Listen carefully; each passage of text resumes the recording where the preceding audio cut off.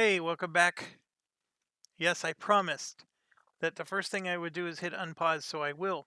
Right here are you have the little plus and minus buttons. So if I hit unpause right now, you could hit the space bar or just hit this little pause button. It'll progress forward like super slow. So like hour by hour, you can see like right here, we hit November 12th, November 13th. So 2 days have gone by and Castile accepted our offer to enter a military alliance, which is perfect, right? And so our trade power still hasn't changed because our light ships haven't. Or did I forget to even?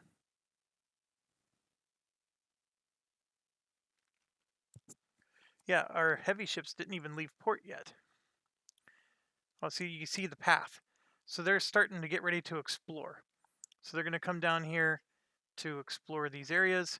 And anyways, let's see here. And here's our barks. They are coming out, and you can see their little pathway. They're protecting trade. So they're just moving around in these regions to protect trade, which will hopefully cause our trade to go up.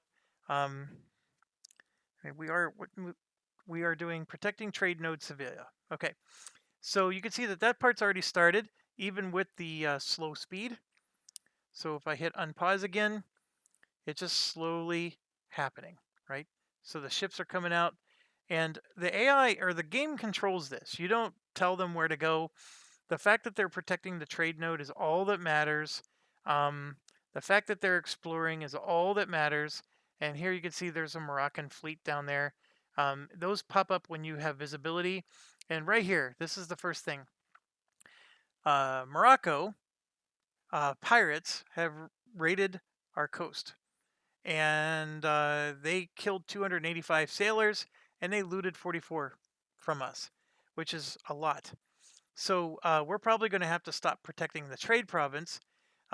Here you can see we got 2 trade power from assigning those ships. So our 93.5 didn't, there you go, it went up to 3.17, but that's because our guy came there. So it's really hard to say, right, which one's better. Here you can see the Tunis is still 0.6, which I found interesting because remember that dropped to 0.4, but maybe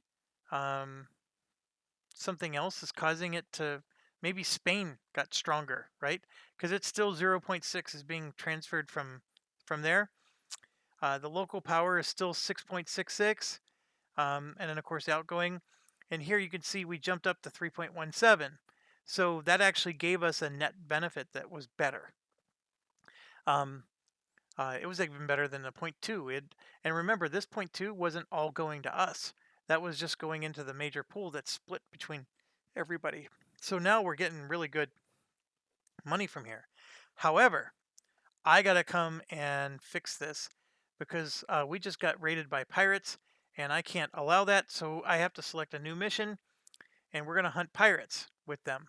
And we're going to hunt pirates in our trade zone, Sevilla. So we're going to do that. And that will hopefully help with the pirate raiding that occurred. And this is, by the way, extremely slow. If you played the whole game like this, um, you're nuts. But when you're first starting out, going slow like this is the right thing to do. And then, of course, every time something happens, I hit the space bar and you can read, oh my gosh, what's happening here? And yes, these ships are moving, but the dates are not moving. So, and the game is paused. So all that you saw there was the movement was catching up with, this is where they are right now. So we have a casus belli against France. They and Morocco. Basically, they're our rivals. And so what it's saying is we can declare war on them with the goal of humiliating them. And humiliating them means that we're not going to take their territory. It means that we're just going to go neener neener, and make them like owe us money or something. I hardly ever do this where I declare war on somebody just to humiliate them. But what you get though is if you do a casus belli and you actually win, you do get prestige and points. And I'm not saying that it's awful. It's just that war is expensive. First of all, you lose a lot of money. Secondly, I don't have a lot of manpower, so doing a war against either of these countries would probably drain me, and then I wouldn't do it unless Castile and England would support me. And right now, England is brewing for a war with France. It's almost inevitable, and so chances are a war is coming whether we want it or not. Okay, so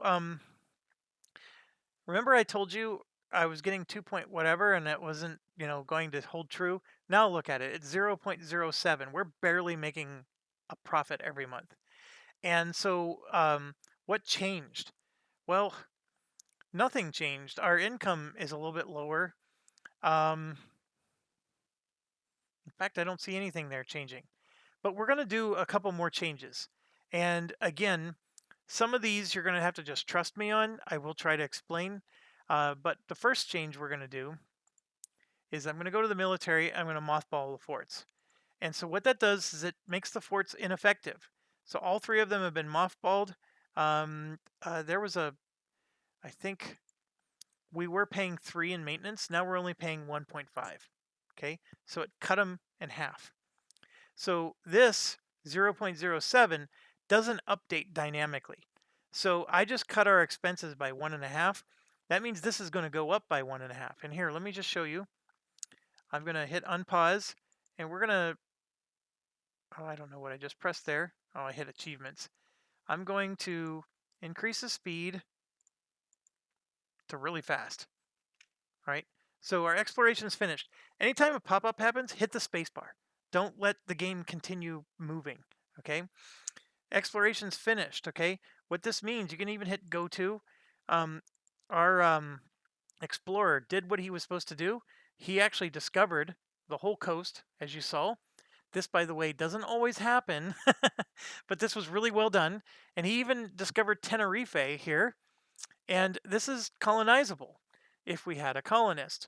But we could send one there and start, getting a new island. Okay. But what we want to do is give him another mission. Let's explore. You got to keep exploring. Don't stop. So now we're going to explore West African Sea. Don't be foolish and try to circumnavigate the globe. There it tells you need at least level 9 technology. That's good. Even then, you may still not be able to do it. But anyways, we're going to go ahead and explore Africa. One other rule, when you have an explorer, I think you have to have at least the 3 ships. If you have less than that, he actually can die. You need your Nina, Pinta, and Santa Maria, kind of concept. This is a diplomatic message from Castile offering us a royal marriage, and we absolutely want to accept that. In fact, I don't know if it's been a month yet, but yes, we want to send one to England, and then we want to go to Navarro here, and I don't know if we want to ally ourselves with them yet, but let's at least get a royal marriage going with them.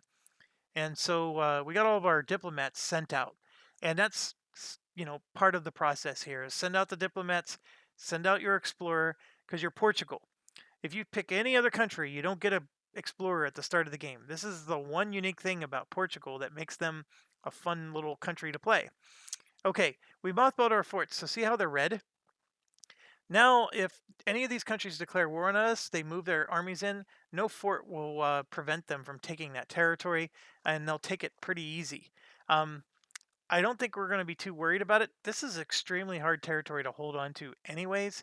One of the things I could do is move these 14,000 troops into that territory. That's even risky because if I don't have my transport cogs there, um, then they can get destroyed and wiped out because they need a place to escape to. And what they'll do is they'll escape in the transports into the sea zone. But here you can see these Morocco 10 fleets, they'll destroy me. So I need Carracks to protect my my cogs. So you need, one thing needs the next, which needs the next, which needs the next. I mean, there's a lot of things to think about in this game. Okay, so I'm going to not necessarily protect it. Yes, they can declare war on me. Yes, they can take it pretty easily. But you got to understand that when you do a peace treaty, just because they occupy this territory doesn't mean it belongs to them. In fact, they need to do enough war damage to me to force me to be willing to get rid of this territory. Since this territory is not my capital, it's only worth a certain amount of points. And so if this is the only thing they do to me and they never harm me anywhere else, um, then they're not going to accomplish anything. And I never have to give this up. Okay. It does mean we're going to stay at war for a long time, but um, anyways, that's neither here nor there. And I'll go ahead and slow this down a little bit. But really, level 5 is what I play at. And then I just hit pause anytime a message pops up. So here, I'm going to hit the spacebar, and then you can just hit spacebar as much as you want. See, um, now it's telling me that the royal marriage succeeded with both of them. And boom, I fulfilled a mission. It was the English alliance one. So the royal marriage with England and boosted their opinion of me by 25, which gave me enough to get to 100, which is what I was missing. So I just accomplished this mission, and what it's saying is Galicia and Asturias, the areas, are now going to give me a permanent claim. So I'm going to go ahead and click that, and oh my gosh, what is the Galicia and Asturias area? There must be a way to know that.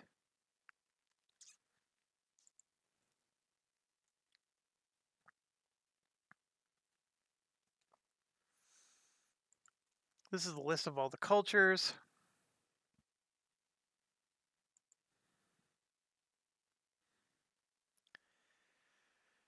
Oh, come on. Where would the areas...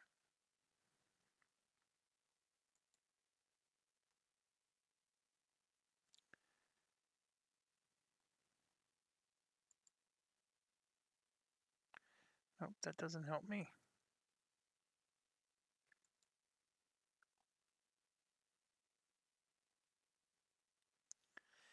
So it basically told me that 2 areas became a permanent part of my culture, but I don't know what... Galicia and Asturias.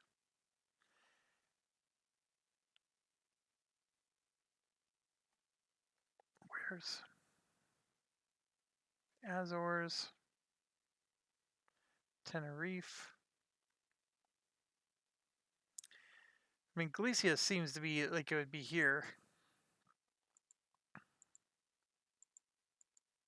There it is. Galicia is a state. We haven't talked about states yet. State is, so when you select a province, see how I'm selecting just this little province? If I go to this right tab here, I'm now selecting the whole state, and you can see the whole state is these 4 provinces together. These 4 provinces together make up what's called Galicia. And then there's Asturia right there. So that is the Asturia province is this plus these 3. And I don't know, those ones are, that's a big long state that goes vertical. Okay, so does that make sense? And I'm so sorry it took me a while to figure out what it meant. So by completing that mission, these territories, if I were to ever conquer them, they're actually considered to be a core part of Portugal now. And that's extremely important because if you conquer territory that isn't considered to be a part of your core, you have to spend a lot of points, power, these things, to convert it. And it takes time. And, you know, things can happen to you. That's where the revolts happen. That's when everybody's angry with you because you're holding on to territory that doesn't belong to you. So the rest of the world now views me as this is rightful territory. Okay. I don't want to go to war with Castile um, to do any of that stuff. But anyways, uh, I was hovering over it just to show you what it would look like, but it won't even let me do it anyways because we don't have any diplomats to send right now. Okay, so we completed that mission, which I totally forgot about that one, but that's a good one. And then see, that unlocked the intervene in Castile, which I still find this to be fascinating because I don't know how much I really want to intervene in Castile, but it's basically saying that we need to have control over um, provinces in the Leon area. You never know what's going to happen because Castile could go to war with France. France can destroy the crap out of them, and next thing you know, we're taking territory from them. This game goes in all kinds of wonderful, weird directions. Um, this Navy one, we're still waiting for them to finish, and you can hover over it, and you'll see it's going to finish on October 20th, 1446. All right, so I'm going to hit pause, or unpause. So now we gain the casus belli against Castile, and then these are all those provinces I was just telling you about that I figured out, these state provinces. Oh, and I told you I was going to do one more thing, and that is this state here, right? So it's either a province or a state. The state view, that state produces 1.92 income for me. I have to pay a state fee, maintenance fee. That's what you see up here. You'll see state maintenance of 0.84. Okay. There's holy orders. Ooh, this is interesting. This is sort of new, but like I can culture conversion cost of minus 30%. I can spend this, and it cost me 50 power. This is all part of being Portugal and Catholic, right? So the religion you have and the country you have can these change. So if I play as Austria, I'm not going to have these choices. I can make it so it's cheaper to produce, and my missionary strength is stronger if I click on this. And it says province changes when establishing. Gain 1 base tax in every province in the state. And then permanent province effects is I spend 10% less to construct buildings, and my missionary strength goes up by 1.5%. So this is very interesting. I may want to consider it. Here I get 1 base production in every state, and replaces slave trade good in the state with a new trade good. So that's actually really nice. I don't think I have any slaves. I don't think Portugal had slaves in the main territory. I certainly hope not. But we do have states, and here's what I wanted to do. I want to do an edict. So this edict here, you can spread institution. There's all kinds of cool stuff. You can increase your manpower. I want to increase trade power. So we're going to protect trade 50%. But it has a penalty that this cost here is going to go up by 200%. So 0.48 is going to now become, what, $1.50? So it's going to go up a lot. So let's see how this plays out. So I'm going to unpause. First of all, we're going to look at our power here. We're at 104. Okay. This dropped a little because remember we had to move our ships away to help out with pirates. But our trade power is actually really good. So I'm going to hit go. And now look, the trade power went up to 119 because I converted this state and basically said that they're going to have 50% extra trade power. Okay. So what that did was that improved our trade power. The overall what gets produced and all the goods available stayed the same. What changed is our trade power relative to everybody else. So we went up in power, so our cut of the pie changed along with it. What's ironic is we're still at 27%. So by increasing our power like we have, we really haven't gained any extra, but we did. Look, we went from 3.0 whatever to 3.32. So we are getting more money by having the extra power. Why this still says 27%, I'm a little confused on, but we're getting more money because of our increased power. So that was the reason why I did what I did. Now, we're spending more money, right, because of the state. And if I go over here, you can see I'm spending 1.45 now. Was that worth it? I just increased our expenses by $1. I actually don't know if that was worth it. Our trade is 3.32 now. We only went up by 0.2. And our state maintenance went up by $1. That may have been a horrible decision. So let's see. Let's make that horrible decision a second time. This one has a lot lower costs. So this might be a smarter choice. So there you can see with 3.32, we got to wait until February. So I'm going to speed it up. Poland had something happen to them. Who cares? Now it's 3.66.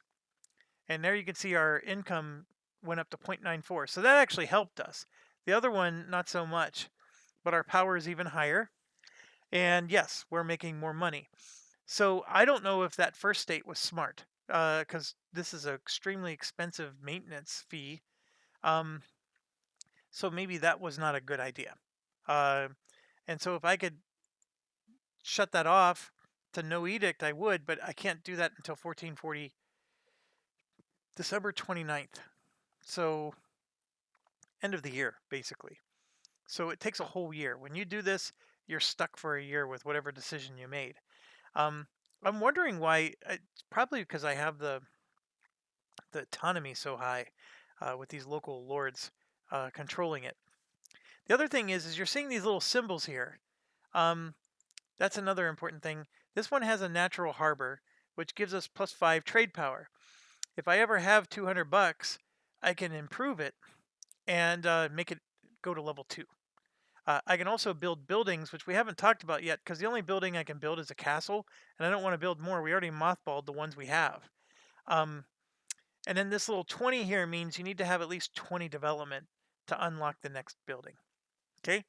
Buildings right now are near impossible. You got to get your tech level up before you unlock buildings, and then all of a sudden you won't have enough buildings. And then this estuary here, it's a river estuary that just by owning it, you get 10 trade power. So certain provinces are just super value. Like this one here, you get 5 trade power just for having that emporium. And then there's another natural harbor. So Spain or Castile has all kinds of stuff. This one's even level 2, Sevilla. So they control the trade node. And that's part of so this Sevilla trade node is controlled by them. So they're automatically going to get a lot of power from that. Now, we actually get a lot of power from ours because we have a coastal center of trade as well. And so we're already level 2 with this one. It would cost 1,000 to raise this up. We're not going to have 1,000 bucks anytime soon. This little castle here is what we mothballed, but it does exist. And then here it's telling you about all of your bonuses, like the little estuary. Okay? So not quite ready to hire an advisor. We're just not making the kind of money we want to make yet. And then you can see here, this guy, this explorer is on the verge, and there you go. We just explored new territory, and then it's going to keep going. This is part of the reason why I like recommending these guys for a first-time player, is you get to play around with colonization and exploring right from the start. But if you weren't smart enough to know you even started with one, you wouldn't. You could probably play for like, you know, 20 years, and then oh my gosh, I had an explorer. I didn't know, because it's buried. It's so buried sometimes. Okay, so we Castile's influencing Navarra. So that's just informational. Navarra, as you know, um, is still one of the countries that's in crisis. So let's do some more. Let's do an alliance with them. And I think that's good. And then we're going to try to improve our relation with them as well. So I'm going to do that. And we're at 102, so it'll keep going up. France, the surrender of Maine. Now, what this one is England decided to give up Maine, which is this little province here, because I think it was part of a peace treaty that was made before this game started. Okay, so if you're playing as England, you're going to get an option to give France the Maine territory, which was, I guess, part of the agreement for a ceasefire. Or you can break the treaty or the agreement and say, nope, I'm keeping it, which would then have caused an immediate war. Oh, actually, that's what they did. They said they're not giving it up. So they actually chose to declare war on France. So we have to be very careful here. And what's happening is province is now in control of this province. The country is in control of that province. So England can call us into the war. I don't think they will. Let's hope that they don't. But we have to be careful, because if we decline, then our prestige and our reputation and other stuff gets hit. But sometimes it's worth doing because you don't want to get sucked into a war. All right, so here, the other problem with a war is, remember, I have ships moving around. I have ships that are hunting pirates. I have these ships that are exploring. France can then sink all of your ships, which it really sucks. But let's keep going. Explore. They probably won't sink the explorer because he's far away from France. But all right, so now see, we did the sea, and then after doing the sea, we unlocked a few more regions. Now it's allowing us to explore the coast. So let's do that. By the way, I played a game where my explorer died like the first year, and that just blows chunks. I mean, I almost recommend that you just start a new game. Um, and there you can see France already took this territory. France is getting ready to take this one. There is no fort here, and so this is his morale, the green. That's how much morale they have. And then, oh, there is a fort here. It's under siege. And you can see the siege of Laborde. The defenders' morale is really high. This 50% means that France is not ready to take it. This will eventually become a positive number, and as it becomes positive, then there's a chance every month that that France will win the siege. And you can see here, it says the results of the die roll. They actually roll dice. Each time a siege phase happens, a die of 1 to 14 is rolled. The roll is then added together with siege modifiers, which currently is -2 for this particular battle. And you can see it's -2 because of the fort level, um, factors here. The phase progress gave France 1 bonus. Their leader of this 2-star general gave him 1 bonus. But then the fact that it's not being blockaded canceled their bonus. So this -2 canceled the 2. And then the fact that that fort's there gave them another -2. So when they roll the die, it gets subtracted by 2. If they roll a straight up 20, they surrender. But see, the chances of that is 0 because it gets subtracted by 2. Okay? And then it's saying the defenders desert at 16 to 19. And right now there's a 0% chance of that. I honestly don't know why. I understand the reason that they get a -2 to their die roll. Oh, I see. Because the die roll is only from 1 to 14. So a water shortage can't happen because you need a 14 and it subtracts 2. So the highest you can roll is 12. So if you rolled a perfect 12, you would cause a food shortage. If you roll a 5 to 11, they get a shortage of supplies. And if you roll a 1, it's a disease outbreak, which actually kills some of the defending units. Okay, so, or no, I'm sorry, the attackers actually lose units. That's an interesting twist.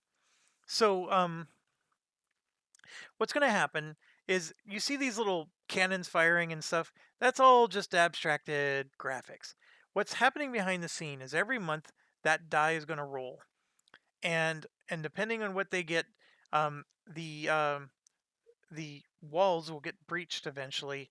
And here you can see the last die roll was a 12, so they actually rolled a perfect 12 and caused a food shortage. So those different shortages and whatnot are going to cause this -50% to go up, and that's what I mean by it's going to get to a point where eventually the defenders will fall, and the only way to save them is to send troops. To have troops arrive from somewhere else and break the siege. Um, and so here, General will no longer serve us. He died. So our general died. Um, and that's for our troops. And remember, I told you I always I lost my explorer once. So I'd have to spend 50 of my 90, but I can get a general, or I can convert my king. But I'm in a regency, which I'll explain what the regency means. So I'll spend the 50, and it's always important to have a general on your primary army. And the regency means that I'm not old enough. So yeah, I'm 13 years old. Well, the heir is 13. How old am I? Holy cow. I must have got busy. to have a 13-year-old son, and I'm not old enough to be. Oh, that's Navarra. Sorry, we're gonna look at us. Alfonso is 13, and yeah, no, never mind.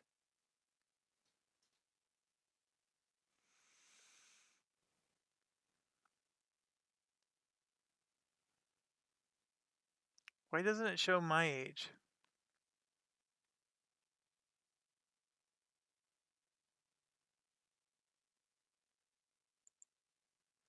Very interesting. Why am I? Yeah, my heir is 13, but how old am I?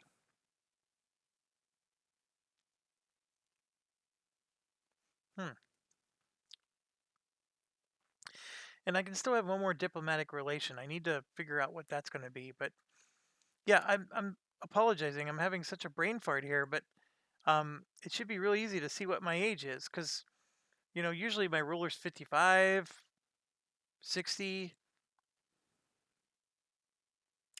Oh, I know what's going on. That's what the regency means.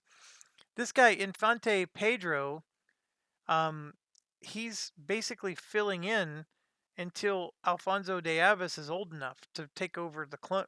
This is the king right here. My heir is the king. The problem is that he's too young. So a regency council is, so basically you have evil uncles that are running the country until you're old enough to take it over. Okay, my apologies there. Yeah, normally your age is listed right there next to it. Okay, so just a sanity check. If you look at the power, we're still making 3.69. We're still getting credit for some of our, because we have a merchant there, we're getting 2 points. We're not getting credit for the ships. The the cogs are still here, and we are probably still making. Yep, we're still producing ships. We're halfway. And then our ships that are hunting pirates. You can see here, I'm now pushing 44 cents to Sevilla, collecting 365. I have one left. And then right here, here's our ships that are hunting pirates. And I can put a admiral on them. But remember, I only have a limit of 2 leaders right now. So that would be a 3rd leader. So I don't want to do that. I'm okay with leaving it be. They're at 100%, so they're doing fine with their hunting.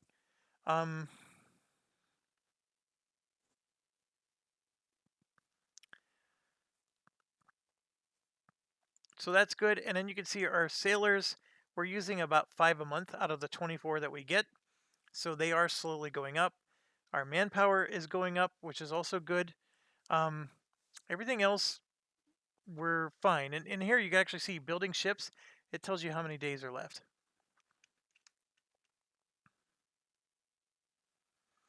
So we're at 1446, and there it is. The nation of Castile is calling us to arms against Navarra. That's them. So they had their crisis that we were talking about. And after they had their crisis,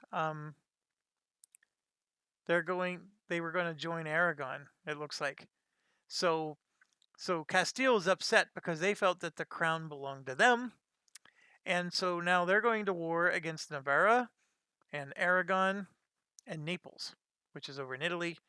It's a defensive war where you need to help our ally. And then, oh, I'm sorry. And yeah, Aragon is allied with Savoy and Venice. So they're probably going to join the war. They may not. So we would join as a regular ally. It would be twice as expensive for the enemy to take our provinces, but we will not be able to call our own allies. If we decline, we lose 25 prestige, which is an awful lot.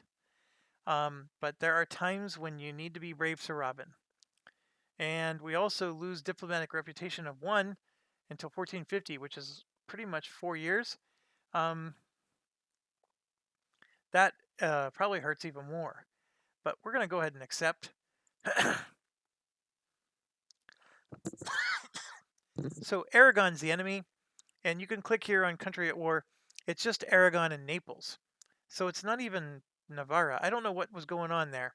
So my apologies. It was not the succession crisis that we were talking about. Um, in fact, it looks like Navarra has, yeah, they have a claim, and it's Castilian. I'm sorry, no, same dynasty, Aragon and Castile. So, oh, here it is. Personal union with. They did have their crisis, folks, and they came into a personal union with. So Castile won the crisis, and Aragon's the one that said, "Nuh-uh, we don't want you to get Navarra." So Aragon's the one that declared war on Castile. That's what happened there. Very interesting. Um, so yeah. Anyways, so we can join the war and just be careful. And we could, if Castile is somehow weak enough, we could really lose this game right now. um, okay, so here's the next thing to understand. The easiest places to attack, of course, are the mainland that we can walk to. Otherwise, we have to use our ships, which are not yet built, and we have those cogs, which are unprotected. We would get destroyed, obliterated quickly. Naples, of course, is way over here. They're going to be annoying. They'll probably send over troops, and then on top of that, they're going to send over ships. But Naples very likely has galleys, which probably will only go up until Gibraltar and not go west of Gibraltar. So we're not going to be too worried about them blockading us or anything like that. The next thing you see all these little forts with the circles in them. Those have no forts at all. But what it's saying is this fort here in Valencia that you see here is projecting into these territories. So if I were to take, for example, this territory, Shativa, if I took it and then I marched out of it to take Alicante, this fort will automatically reclaim Shativa within a month. Like without even moving any armies there, this will automatically revert back to them. So the only way I can truly take these territories with the circle is to take the fort. But what I'm going to do is I'm going to head down here to this one because I don't gain much from this battle other than I'm supporting Castile. So I'm going to head over, unpause, and what I'm really worried about are naval battles. And you can see Castile did the same thing I was thinking. So they went down there to take that. They went here to take this fort. Now, there's hardly any benefit for me to join the fort siege. Sometimes if you have too many troops, you actually die quicker. So that's the problem with joining a fort siege. Coming to join this also doesn't help. So what I'm going to do then is I'm going to change gears and go after the other fort. So I'm going to go ahead and do that, and that will help. And you can see they have their big army there, and we just got wiped hard. And largely because they have a 2-star general, and we don't. I mean, we have a 1-star general. See how the difference played out? And here you can see we had 10,000 infantry. We lost 5,600 of them. We lost 2,000 cavalry. They only lost 1,300. They had actually a smaller army than us. But see, look, their general had 4 pips here, 4 pips here, 3 here, and 1 there. And we only had 1, 2, and 1. The pips was everything. And then they gained prestige for winning that battle. We lost prestige. And then our army tradition went up. Our war exhaustion also went up. Theirs not so much because we were the losers. So our war exhaustion goes up. Now, what's war exhaustion? Well, stability. War exhaustion is this number here. And as it goes up, it's basically the people's willingness to stay in the war. And if it goes up too much, they're going to start forcing us to. Excuse me. That was the biggest yawn ever. They're going to force us to go to peace. But what I'm going to do is I'm going to boost our stability. And my apologies, I should have done this a long time ago. So boom, I just went up by 1. And it'd be nice to go up 2 more, but 1 is good enough for now. And so now what's going to happen? Our troops lost, so they're retreating. I have no control over them at the moment.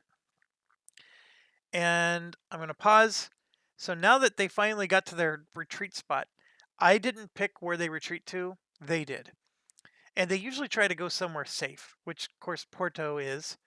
And what they're going to do here is, as you can see, their morale is super low and they're low in forces. And you're going to see that I need to reinforce my army. So I need 7,619 men, and 1,400 of those are going to reinforce this month. So it's going to take several months to even get this up. And then what's crazier is you can see my income dropped to minus 6.48. So I don't know what I did there to cause my income to drop. Oh, I know what it is. I think my forts automatically unmothball. So my see, my forts are costing 3 again. And then the maintenance of the army, because of reinforcements there, you can see 8.48 I'm spending to reinforce my army. So reinforcing your army costs money. So I'm losing a huge amount of money to reinforce. So losing battles is not fun. And by the way, that paying to reinforce is a new feature. That wasn't in the game. Okay, now another thing that happens in this game is you're going to get some events like this. So merchants are unhappy. So I can reduce the trade investment and cause the burgher estate to lose loyalty, or I can lose mercantilism, which hurts me in other ways. So I'm going to go ahead and do that because losing the loyalty is not as easy right now for me. I think under trade, you can promote mercantilism. So you can increase it by 1, but it costs you 100 diplomatic power. And what it does is it gives you trade power. So it is important to have a high mercantilism, but the the burgers give me trade power too. So they both do it. And so, yes, so now I'm reinforcing for a massive amount of money. And here you could see Castile is taking territory. They're sieging this fort. This 18, by the way, is their ships. So once they lose that territory, the ships will be forced out into the sea. But we're staying away from it because we don't have anything to fight it with yet. We're still exploring. We're Portugal. We're lovers. We're not fighters. And then Granada has what's called a pretender. So this is just informational, but basically they had a revolt, and that's what this is. So pretender rebels is basically somebody who thinks that they deserve the throne, um, and should be the ruler instead of you. So 1 second while I get a drink.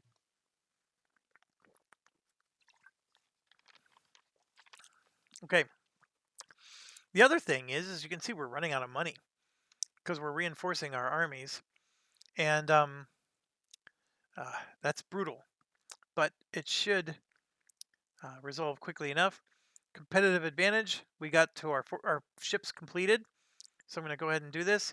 We gain 50 diplomatic power, which goes here, 15 navy tradition, and we gain a permanent claim on Tangiers, which I believe that's North Morocco. Central, oh, this is testing my knowledge of geography, which I'm losing badly.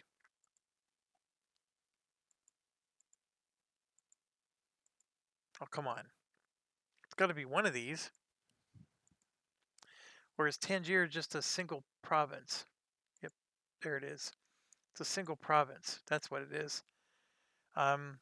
So we just gained a claim on this. So if we ever go to war with Morocco, we now have a claim on that particular city, so as you can see, if you do missions that the game gives you, it's going to lead you in a historical path. So apparently back then, Portugal was trying to make a claim in the Morocco area. And there we go. We got a casus belli against them to take Tangier. So here you can see our armies are reinforcing up. And we now have a loyal cardinal. Our king is now a king. So we no longer have a regency. And there you go. There's the age I was looking for. Now, what this is every 10 years you get a new personality. So his personality is he likes to send out global settlers.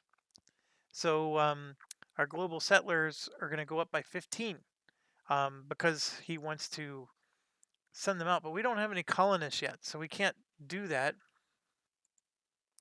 And then we ended up going negative, so they took an automatic loan of 66, and we're just plummeting like a rock, and it's largely because of the forts. So I'm gonna go and see if I can mothball these forts, even though we're at war. And it mothballed all but one. That's interesting. I don't know why one of them didn't mothball. Oh, because look at that. They're attacking this fort here. So they're actually attacking our territory, those jerks. I don't have enough strength to push out 18,000 with a 2-star general.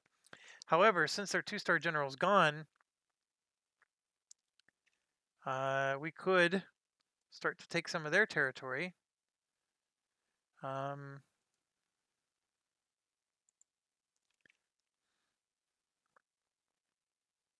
So let's do that. And then the other thing we may want to do is, I can't remember if it's under economy. Yeah, raise war taxes. So if you're willing to spend 50 military power, we can get some extra money. And the land maintenance modifier of minus 15% is big. So I'm going to do that. I think part of the reason why we're low on money is because of those 2 new ships we built. The maintenance to maintain those 2 extra carracks was pretty brutal. Now, Genoa is offering us a loan of 40. I'm going to accept it because then I'm going to go and pay back the bigger loan.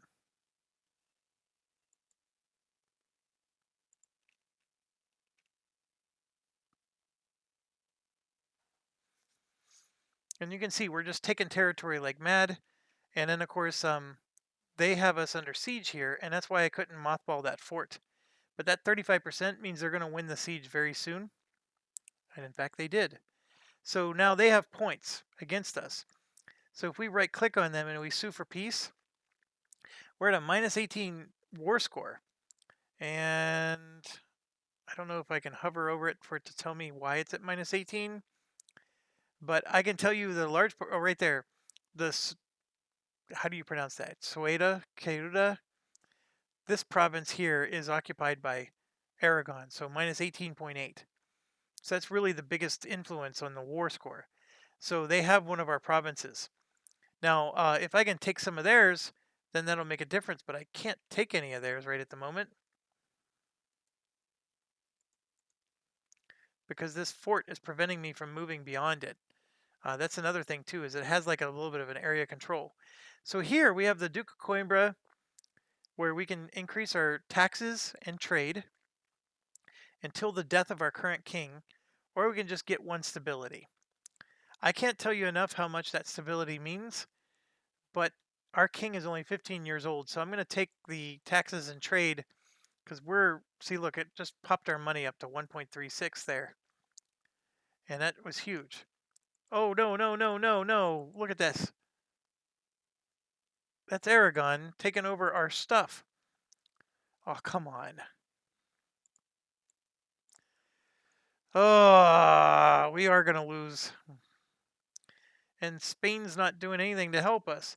So what Aragon's going to try to do here, and see, we mothballed the fort, so they took the territory like instantly.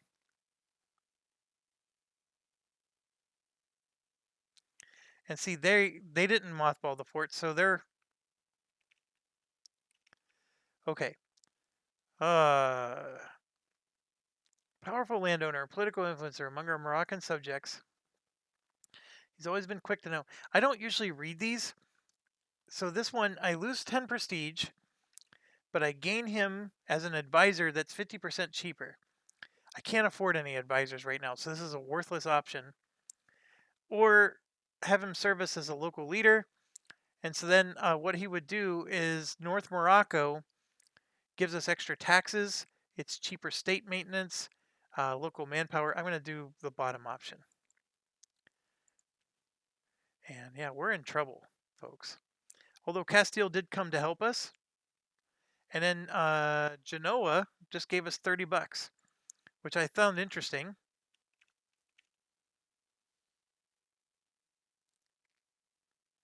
So Castile did come to save us, and you can see their big army here is just moving around and changing his mind over and over again.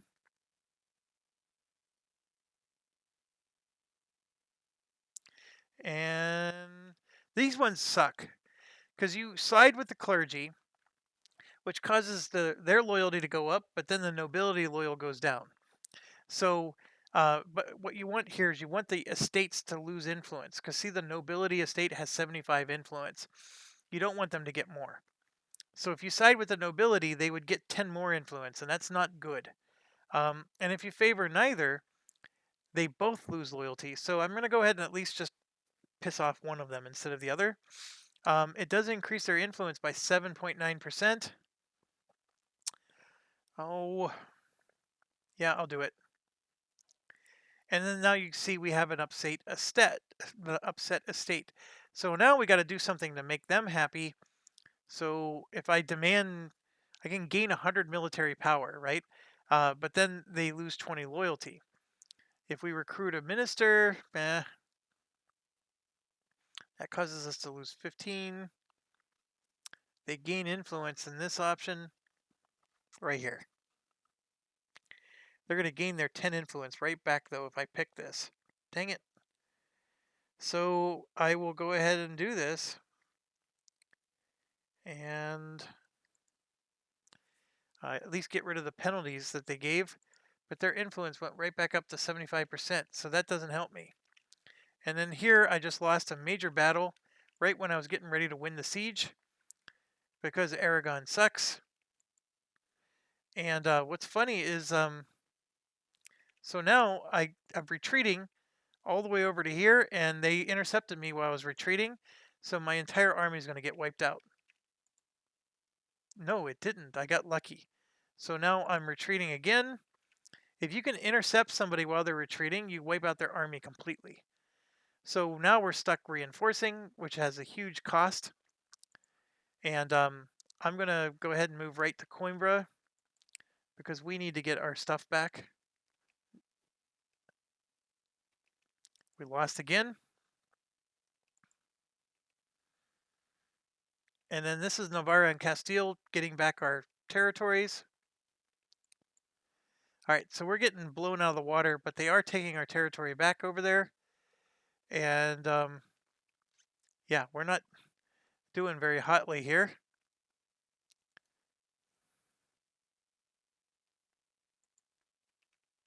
So now England is asking us to aid them against Burgundy, Nevers, Brabant, Flanders, and Holland. Oh my gosh. If I accept this, I have no ability to help. England is already at war with France.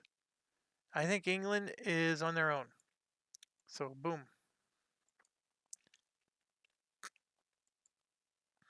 Okay, so by taking this territory, what that allows me to do is when I sue for peace, see the war score is now at 0.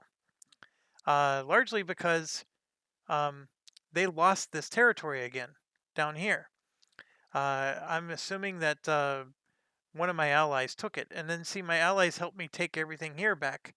So I finally have, the allies are helping me. It's just not necessarily super beneficial. But this is the thing about being at war. It's costly. And I went into debt. I did all kinds of stuff. But I do think I can pay off that debt. Paying off debt, by the way, is really good because you pay interest every month. So now I'm making $2 a month. And when you're only making 0.48 cents a month, having to pay, 20 cents a month in interest is a huge, I mean, that's half your income. So, so I'm up to $2 a month now, which is good. And I'm not even like mothballed. I'm betting, yeah, 2 of my 3 forts are active right now. This one is active because I didn't even realize they took it back for me. And then this one's active because it fell to them and then I took it back. But I'm going to go ahead and try to leave them active. As long as I'm making positive income, I'm happy. And then, so sometimes when this stuff pops up, they automatically pause the game. And then I hit the space bar. And then it's like, oh, I just unpaused it. But okay, so this one, All right. So the burghers want loyalty. The nobility would lose it. Or here, you're just picking your poison. So I'm going to keep the nobility loyalty. Nobility loyalty is good. It's just their influence you want to reduce. So I'm going to do that. We have this I'm going to talk about in a second. But by doing what I just did, well, there's all kinds of stuff going on here. So we got to talk about a whole bunch of stuff.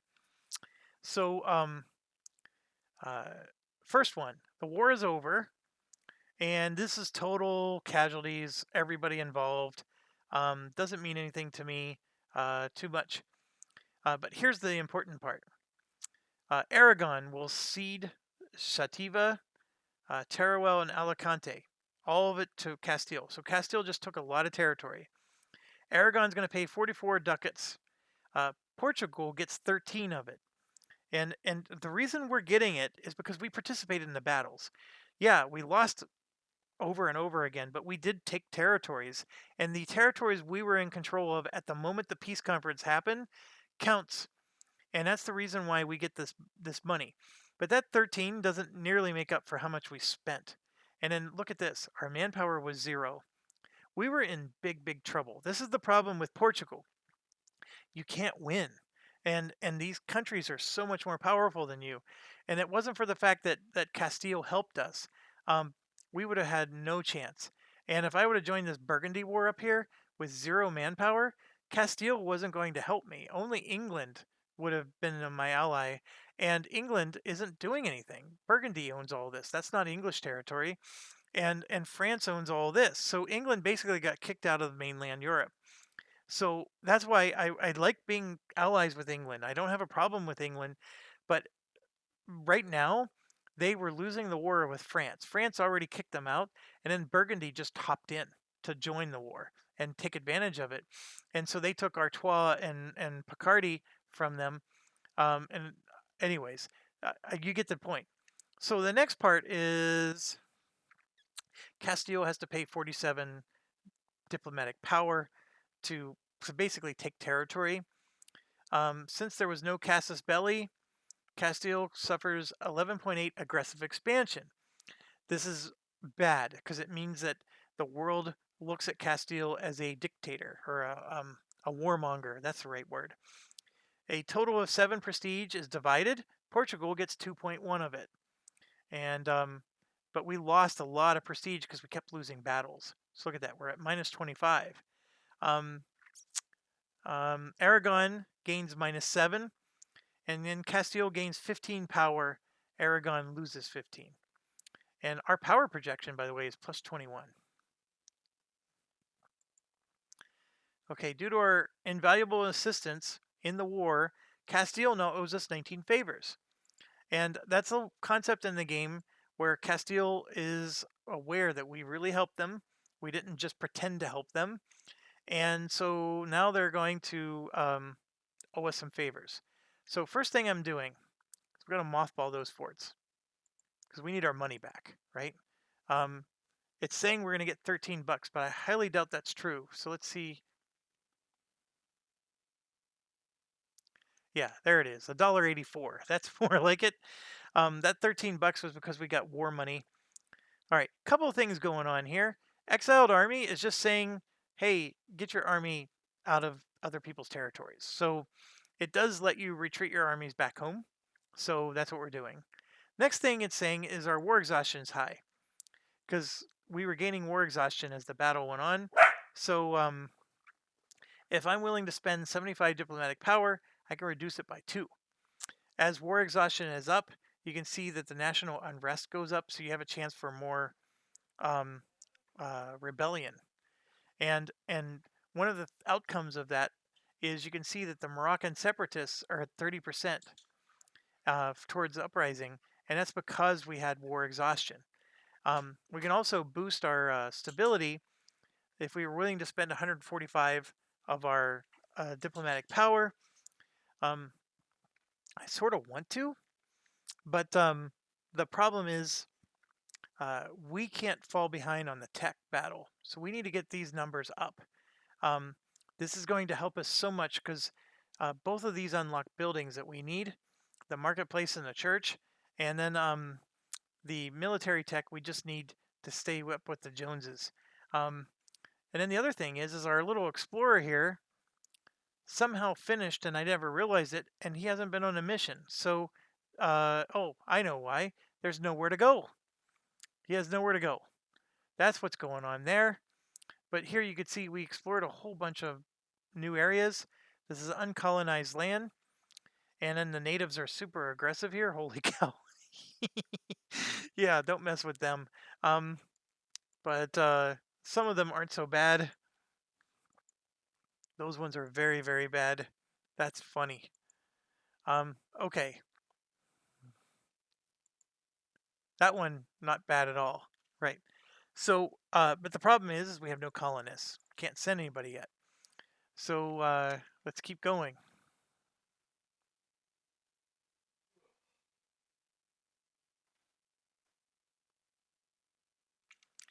France is no longer a valid rival.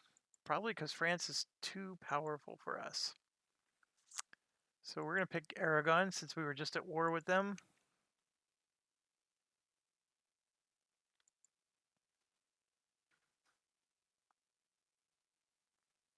All right, so 1450 just happened. So remember the Renaissance we were talking about? It just occurred, and powerful.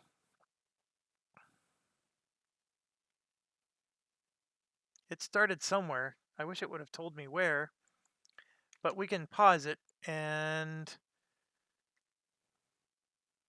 yeah, we haven't even talked about this yet. But Age of Discovery is where we are. So you can have a golden era and you get all these bonuses. So these are like little mini objectives. So we have presence on 2 continents because we're in Africa and in Europe. We discovered America, so we get a bonus there. And then if I could get a large city with 30 development, I get a 3rd bonus. So what's that doing? That's giving me points here called Splendor. And then once I have enough Splendor, I can buy these things. And they all give me a bonus to my country. And this one here is an awesome one. I get plus 50 extra settlers every time. But I need $800 or 800 Splendor to purchase that. I'm only at 380 right now. So, but by having the things that I have, hopefully I can claim that.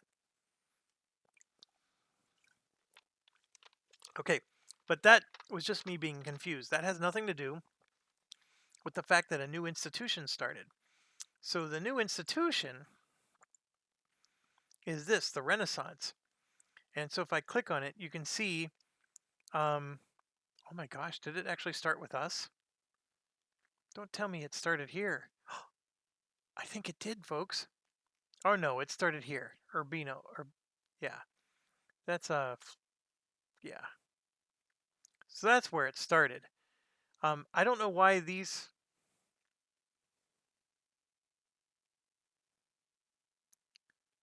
Why is it doing that? Let's click on. Oh, where is it? Here it is. Institutions. It's somehow saying that we're already.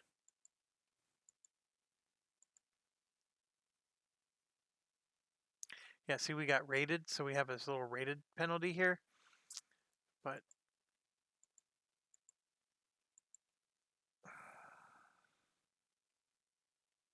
so see how this doesn't have the slashes through it? That's because, yeah, there you go. The Renaissance is present. And then everywhere around it is getting, like, this is getting 1.09 a month, right? That's what's happening. So I don't know why, I mean, we're getting 0 a month. So, but, oh, I see the spread. Because it's part of a state, it's quicker. And because it's the capital state, it's quicker, and we're at peace. And then our stability. So here, oh, the slash lines are getting growth. That's what it is. So these are all growing. It's spreading into these regions. These regions aren't getting any at all. But here you can see 50%. And so every month there's a 50% chance, but then it's getting 0.10 per month. So this little bar is going to slowly move to the right. And you can see it says it's expected in 1530, which is an awful long time from now. But the Renaissance will slowly spread. And it's going to take a while because Italy is way over here. I mean, this is far away for this time era. And Urbino, of course, is where it's going to spread from the quickest. So when you look at um, the province, you're going to see like that's 1.09 a month versus our 0.10. So it's going to spread very fast through Italy, and I have um, no surprise that Florence is near the front of it, which I think historically this is where around the area that it started. Um, just understand that every game this could be different where the Renaissance starts. But I think that when we saw those rules, by the way, um, the Renaissance had to start in a Italy, because remember we were looking at, oh, where is it? There was some place we were looking at for institutions.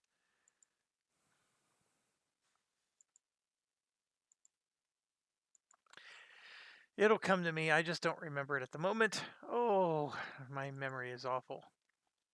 So we were just looking at it, and remember it said that there was a chance it would start in Lisboa. Um, it might have even been here when I clicked on these things. So here, when embraced, the country will provide leaders without upkeep +1. This one gives us lower construction costs, and then that one has not yet been installed. So, anyways, um, I'm hoping you're finding this entertaining and enlightening. It's a slow game. I mean, a lot of stuff has happened, but we're only in 1451. We started in 1444, and to be quite honest, there's so much more to do. Um, so the part that's frustrating is, of course, we can't explore. Now, why can't we explore? Might be your question. We can't explore because we have a range, an exploration range that we can do. That's this thing, the colonial range. It's one of these.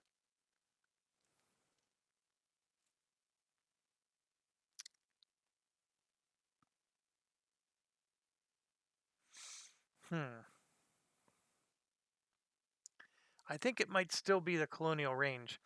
But anyways, when we improve our technology, so we finish this bar, and we get improvement in our tech, the exploration range will improve, and so then our explorer will be able to go to more places. So right now, he can only circumnavigate the world, which he can't do. But the reason nothing is available is because there's nowhere to go at the moment, and he already revealed the whole coast, and then all the sea zones that he's capable of revealing, and we just need a colony, and let's get rocking and rolling, right? So anyways, I'm going to go ahead and unpause. Let's progress it up a little bit. So our truce with Navarra has ended. I don't know, how were we at war with Navarra?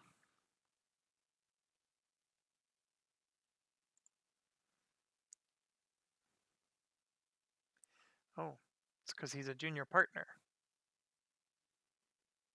to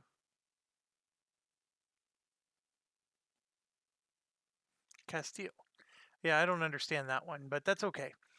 Now, this war exhaustion, I'm not doing anything about it because it is going down.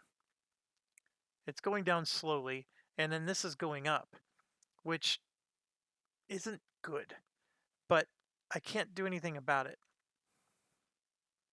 And right here, colonial range, I think, is the range for the explorer. So your explorer can only go so far. And then General Miguel Pereira left us. That's better than losing the explorer. And here you can see we can get another general for 50. I'll do it, but I'm not. So the reason I'm not happy about it is I want to get this technology up. And every time I spend 50, I'm losing valuable I'm way behind on military tech. And just so you know, in case you didn't pick it up, um, so Morocco just claimed Algarve as their own. Um, the right here, -5%. We're behind the neighbors, but not by a lot of neighbors, just one. It's probably Castile. Probably has all three of these, and so, or maybe France does, because France is usually in the lead. Somebody researched all three of these already, and oh, there's a way to look. Let's look here, right here, green. See, look, we're brown, 333. There you go, 434, France. And then Aragon is 344. So these two have already completed level 4 techs in 2 of the 3 areas. And you can even see up here, that's probably all the same country, but that's how you can see who has, and then the Ottomans, of course, are jamming it too. This is why Jason likes the Ottomans, and don't blame him. Teutonic Order looks like they're doing fantastic. We are not. So, but Portugal is tiny, and they are not meant to be the powerhouse of Europe. What you got to do is you just got to make friends and take territory. So we need colonists ASAP. So actually, what I want to do is possibly click this button here to make this go up. Because this is what gives me ideas, and ideas is how I get colonists. But I'm okay with it the way it is. The other thing is see, we're getting 1.28. If we make enough money, we can get +1. And those people who have the level 4 techs, they have advisors. We don't. So we're not getting the extra power from having a good advisor. And that doesn't help either. So here, we can lose a lot of our money to get 10 loyalty from the nobility. And I'm going to take it. So we got them to 67%. And if we want to look, we need to get to 75%, I think, before something happens. Yeah, it's not quite as good. We just lost a lot of money. Didn't get anything for it. And you can see my troops are still not at max because my manpower only increases a certain amount each month. Now here we go. We just get a new technology so we can get temples. So just by taking the technology, our production efficiency goes up by 20% and our corruption goes down by 0.05. So just by getting it, we get those benefits. And then we also can build a church. And that alone was huge because you're going to see that 1.57 is going to change because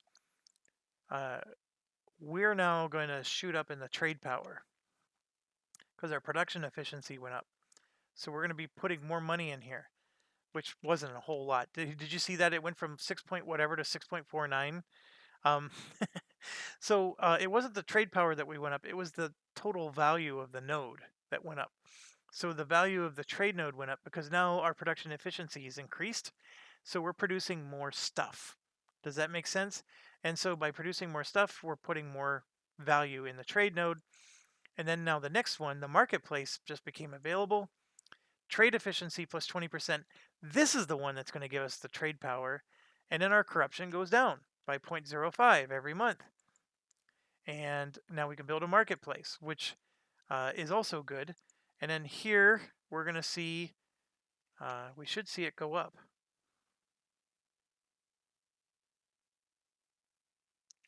It didn't, although our money went up.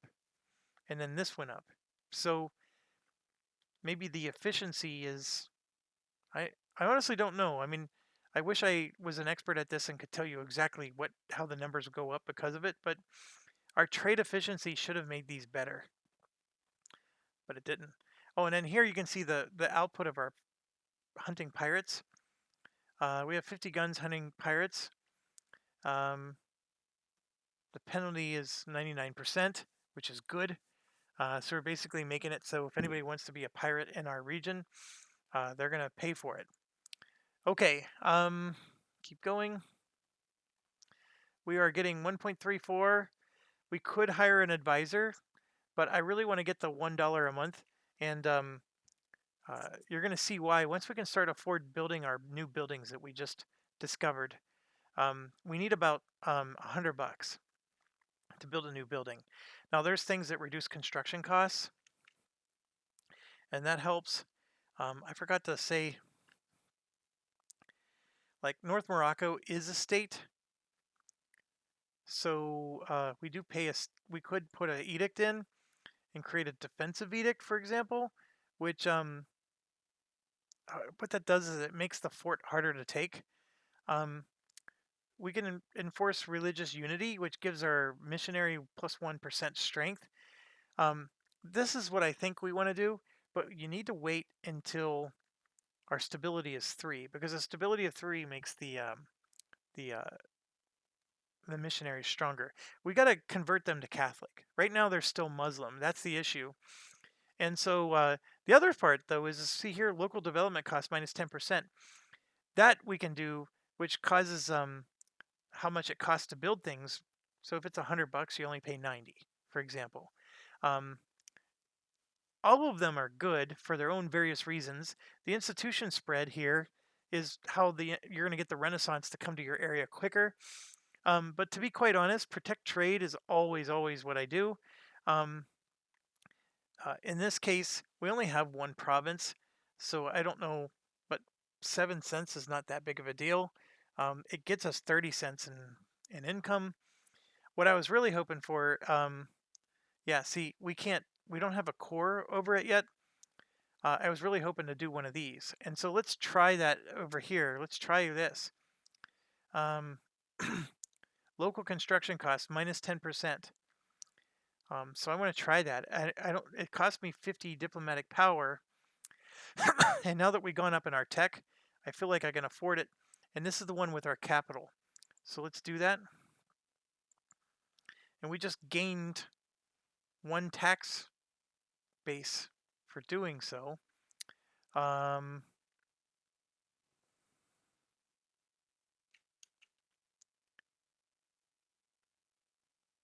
So now Castile, see, look, we just jumped up to $1.71 and now $1.79.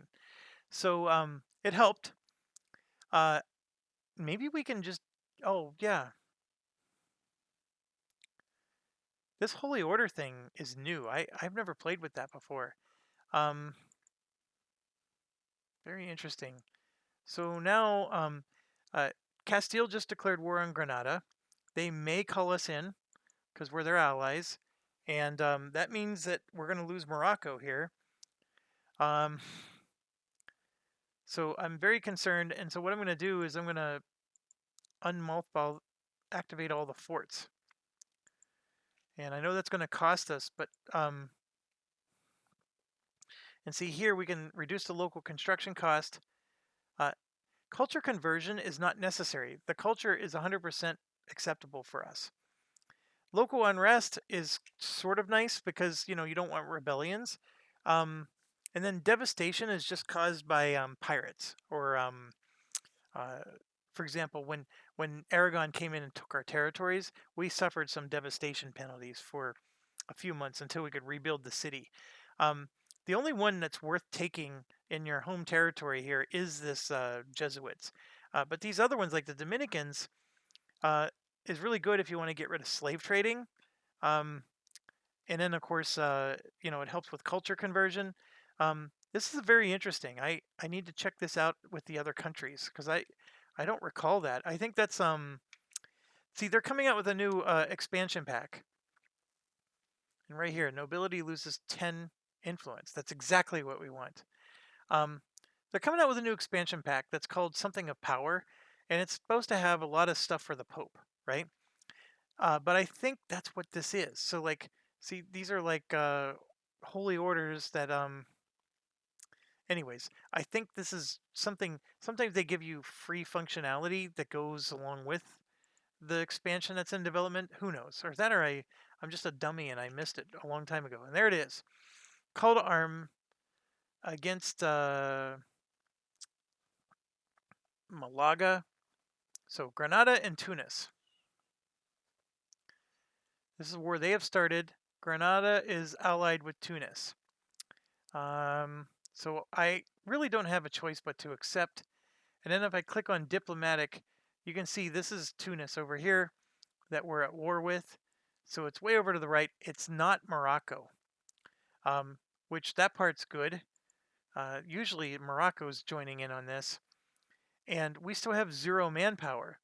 But I am going to help out because we get favors for that. And what I may need to do is transport down to here because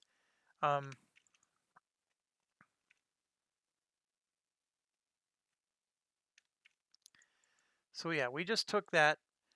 They're taking the fort here. They're taking that fort there. And you can walk across the water as long as there's not an enemy presence in the sea zone. And so we were able to do that without taking ships. So we're protecting this because what I'm concerned about is they're going to start marching. Tunis is. They're going to start marching from over here over to take our territory. But I'm also concerned we're not going to be able to defend it. We have 0 manpower. We're not even at full strength yet. We're close, though.